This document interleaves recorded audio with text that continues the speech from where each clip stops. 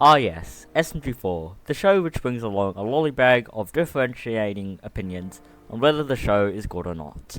There's a fandom of theorists, animators, and also people like me who yap about their thoughts on the series 24/7. But I'm not here to make an in-depth review on about some goofy episode or that. Honestly, I'm just here to conclude things up with my honest overall thoughts on the series. Because after this, I'm probably never going to make a rant video on SMG4 ever again, and this is because of a multitude of reasons, which I'll get into later.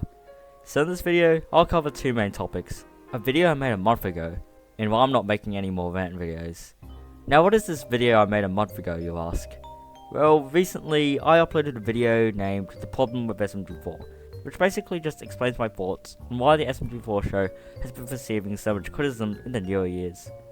Now, as you'd expect, the video got an audience of extremely mixed opinions. Now the reason I'm covering this is because I don't want to have my last video which talks about criticism on my channel to be on a negative trail and rather on a positive note. You see, in that video, I stated that the SMG4 team using their channel for an idea dump is a bad thing. And while it is probably objectively the reason for why people are negative about the show, it is also, in a way, a good thing. Liquid Radical has stated before that he wants SMG4 to be a show where he can fulfill his creative ideas into animation, and that's exactly what he achieved.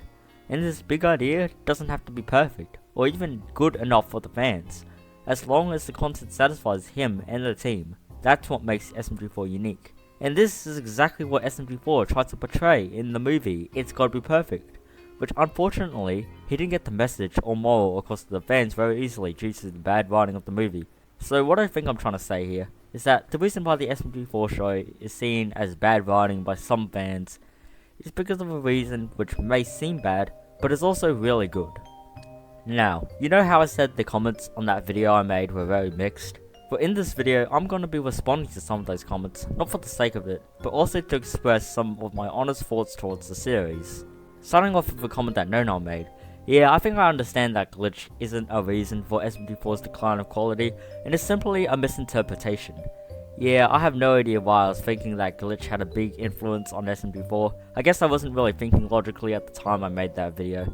Moving on to a comment by this very well known r/SMG4 user. Yeah, I think it should be taken into accountability, but not just me, but the SMG4 community as a whole, that it is only a small yet loud portion of the fanbase which have problems with the show. Now this comment from the Sonic Hero is basically one of the main pieces of criticism I'd give to SMG4. The SMG4 does need to plan ahead when making these sagas and that, because continuity is definitely something which should be acknowledged more in SMG4. And because I'm talking about this specific topic, I really wanted to talk about this reply from a comment I made on NoNo's Show of Love series. This here is an obsolete example of a flaw which SMG4 team makes when writing episodes, and that is not planning ahead. But let's not yap for too long, we need to get some more comments. So yeah, the classic SMG4 isn't the problem, it's the fanbase argument. Now this argument actually goes pretty meta, and it all goes down to the big idea that the fanbase isn't the best place to look for constructive criticism. Normally a big production company would look for certified critics, but SMG4 doesn't have any of those certified critics. Am I saying that criticizing SMG4's work is a bad thing? Well, certainly not, as I realized that criticism has actually brought up things like Remastered 64, which is appealing to the classic fans of SMG4. But it is worth taking into account that media manipulation does exist. Anyways, really interesting topic.